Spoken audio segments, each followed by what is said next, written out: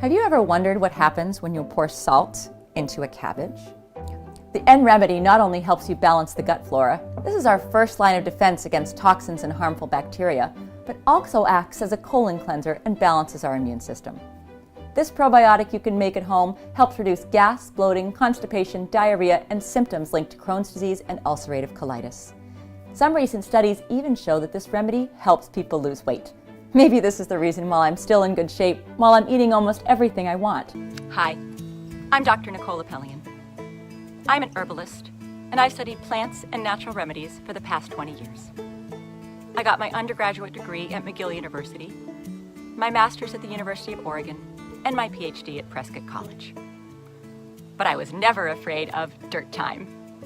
I've studied plants on the savanna and have lived and worked with one of the last remaining San Bushman tribes of the Kalahari. I want to share with you everything I've discovered about medicinal plants and guide you along the path to healing yourself naturally. Because as pills weaken or even fight the only one that can heal you, your inner doctor, some natural substances found in nature, even some of your backyard plants, are making him stronger. I sorted out only the most powerful medicinal plants, tinctures that really work, strong decoctions, infusions, salves, extracts, syrups, poultices. I edited all my manuscripts with all the plant knowledge I've gathered over the last 20 years and placed them in one book so that you can take advantage of them.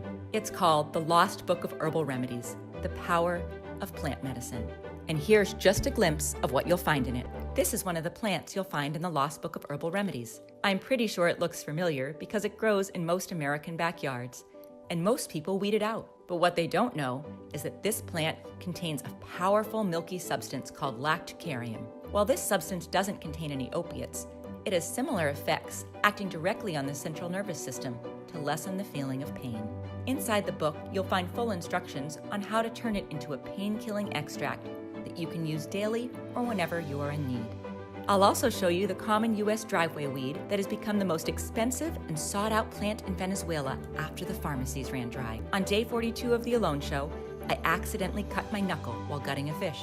The wound was very deep and most likely would have gotten infected. Luckily, I found yarrow, which, besides its antibiotic properties, quickly stops bleeding by contracting the blood vessels.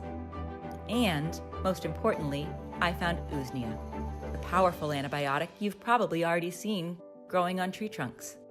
I dressed my wound for 3 days with these, and it healed so well that now you can barely see the scarring. If you ever have to go out foraging, will you know which one of these plants is edible, which one is a remedy for high blood pressure and tension, and which one is poisonous? The Native Americans knew all too well, and probably our grandparents did too. But very few people nowadays could give the correct answer. As a survivalist, I can tell you that this kind of skill will set you apart from your group during dark times, and will probably turn you into their guide, or even their savior. No matter where you live in America, there's a source of water nearby, and when there's water, there are cattails. If you find cattails, you'll have everything you need for survival.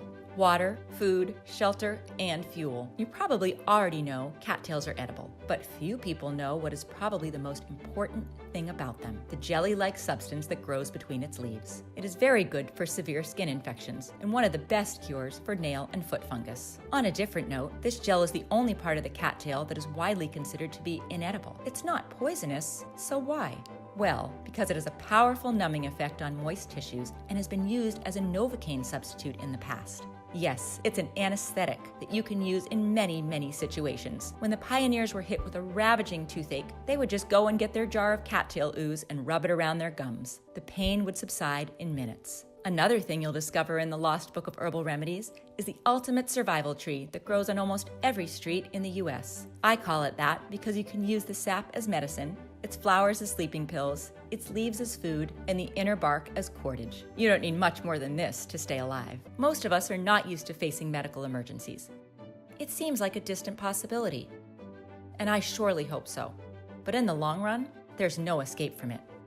Isn't it better to have this knowledge at your fingertips than not have it when you need it the most? This is the kind of book that, even if you use it only once in your entire life, that one time may be all that matters. Treating yourself with chemicals and drugs will hurt your inner doctor, and it will also increase the risk of getting lots of other diseases, including cancer. It's so easy just to pop pills these days without ever thinking what happens later. But now that you have an alternative, I say you don't have an excuse anymore. I printed the Lost Book of Herbal Remedies in a limited edition, so the only promise I can really make is that you'll get one if you order now. If you see the button, click on it before they're all gone. Think for yourself, act according to your own judgment, and learn to depend on yourself for you and your family. The Lost Book of Herbal Remedies is just a tiny but very important bit of knowledge we need to pass on to our children and grandchildren. The knowledge of plants will soon be lost forever if we don't do something about it. Let me show you why. Inside the Lost Book of Herbal Remedies, you'll find over 800 wild plants and natural remedies of North America.